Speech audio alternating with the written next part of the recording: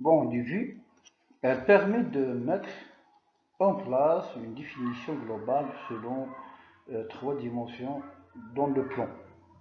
Le plan se constituait l'espace plutôt, l'espace se constitue de trois plans perpendiculaires. Donc, le vue doit être représenté dans trois plans différents. Exemple, une pièce en L, afin de permettre un tracé clair et rapide, les valeurs suivantes sont normalisées. Donc voilà, l'angle alpha est égal à 45 degrés, mais la réalité n'est pas 45, mais 90 degrés. L dimension réelle, H dimension réelle et L petit l c'est dimension fois 0,5. Donc un peu de trucage pour définir une pièce sur une forme prismatique. Pour cela, nous avons choisi les projections. Donc, c'est quoi les projections? Donc, chaque plan de la pièce ou chaque surface est définie par son plan parallèle. Disposition des vues. Donc, l'objet à représenter et placé à l'intérieur d'un cube, ses faces principales orientées parallèlement en face du cube. Les projections sont faites sur les faces intérieures de ce cube.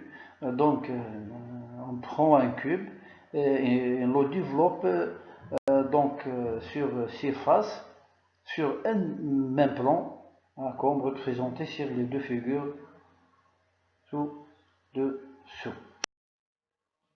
Disposition des vues, les règles d'ordre de dessin, ne jamais inscrire le nom du vide. Il ne faut pas que le vide phrase, vide gauche, non.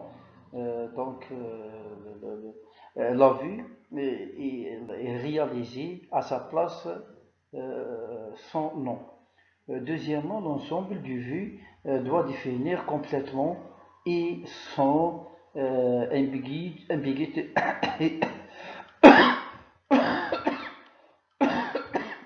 pardon, sans ambiguïté de place. Pour représenter une prise, la disposition des vues correspond à la méthode de projection du premier.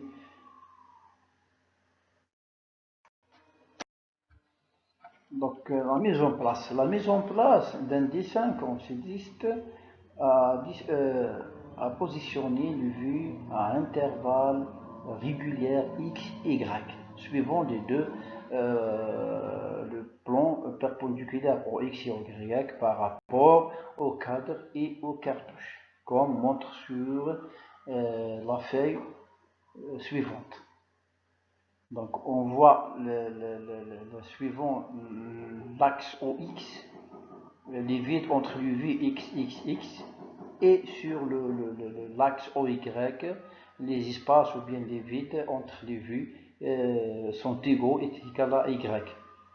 Donc il est simplement de calculer X et Y. Donc par exemple, si le format est A4, donc les dimensions de ce format est 240 fois 297. Donc la marge de chaque côté est 5 mm. Donc l'épaisseur du cartouche est 40 mm.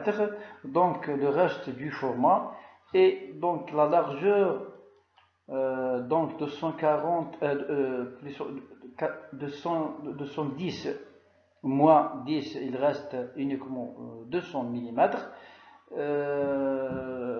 Et la hauteur, on a 297 moins 10 donc plus 40 donc moins 50, donc il reste 257 mm.